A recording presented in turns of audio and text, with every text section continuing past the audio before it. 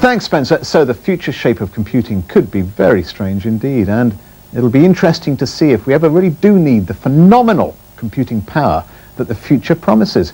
Now, I'm not going to say we won't. Those kind of predictions have been made before, only to be rubbished by the sheer pace of technology. Proof of that incredible rate of change to date is exhibited all round me here in the museum, and we thought you'd like to take a look. So without further ado, I hand you over to the curator and your guide for the next few minutes, Simon Webb. Thanks, Steve. I'd just like to give you a brief tour of the museum. We've an extensive range of exhibits here, mainly donated by members of the public. I'd just like to take you through some of the more interesting ones.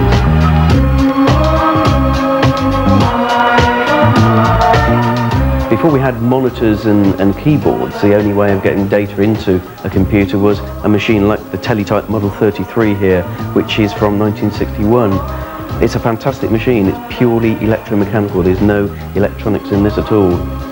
Going on to one of the most significant business machines of the 1960s, the DEC PDP-8 was the first mass-produced computer and the first computer available for under £20,000. The PDP-8 used these removable hard disk drives holding a pitifully small 2 megabytes.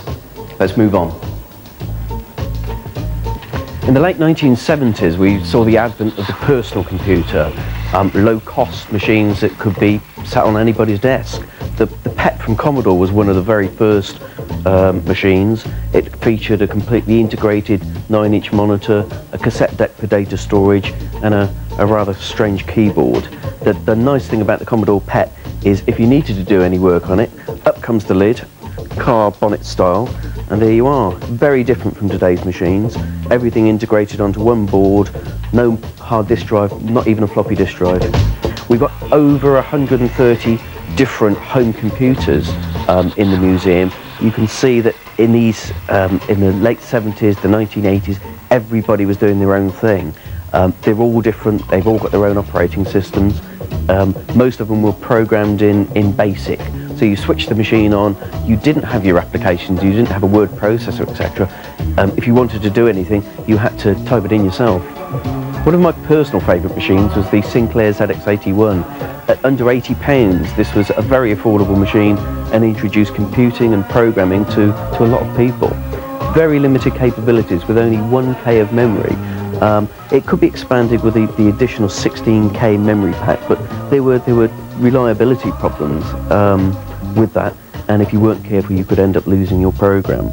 Another problem with the ZX81, it used to overheat, so people had all sorts of strange ways of getting over this. The most bizarre I heard was somebody who used a pot of frozen yogurt on the top to keep the temperature down. As well as personal computers for the home, personal computers also started appearing in offices on people's desks. The IBM PC made its appearance in the early 1980s. There were, however, other alternatives. This machine, the ICL One Per Desk, was a joint venture between ICL, Sinclair and British Telecom.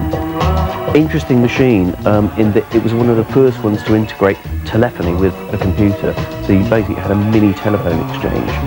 It also had an answering machine of which the recorded message was made up using a speech synthesizer with a limited vocabulary of 152 words. Gaming has always been an integral part of computing. One of the very earliest home games consoles was the Magnavox Odyssey, a very unusual machine in that it was so limited in its graphics capabilities. It came with a set of overlays that you used to stick onto your television set.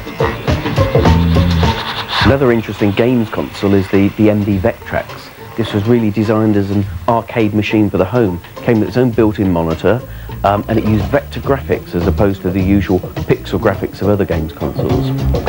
A very unusual machine is the Polyplay. This is an East German arcade machine, of which we only know 3 in the world. This is one. From 1985, but the technology is probably 10 years out of date.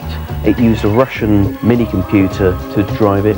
The monitor, in fact, is an East German television set. Meanwhile, in the West, the development of the home computer sort of was continuing. Games were always a large part of that industry. Whole cottage industries sprang up to produce games for machines like the Sinclair Spectrum. The Commodore 64 was a fantastic games machine. even though all these machines are now sort of long gone, there is still a huge amount of interest in retro gaming. The legacy of these machines is still very much alive. Hope you've enjoyed the tour. Thank you. Back to you, Steve. Thanks, Simon. And if that's whetted your appetite, then stick around for more later in the show in Webscape, when Kate Russell will be dusting down some fantastic online resources which trace the fascinating history of computing. Also ahead, we'll be revealing just how far there is still to go to beat the software pirates, plus the latest tech news, only on Click Online. Don't go away.